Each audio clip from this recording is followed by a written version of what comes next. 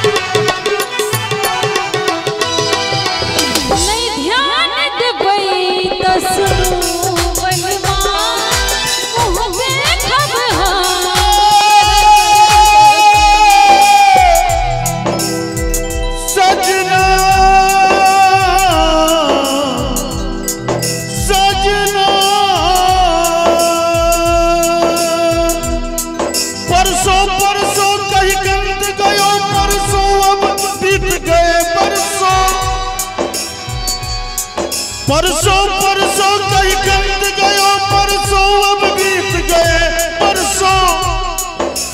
जाजिन से बिछड़े मनमोहन प्राण गए धरनी धर तो कर आग लगे तो बुझे जल के मन आग लगे तो बुझे कहूँ कैसे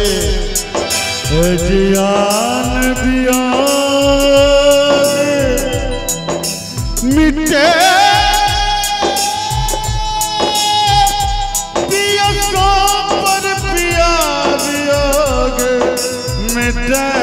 रह कैसे सजना।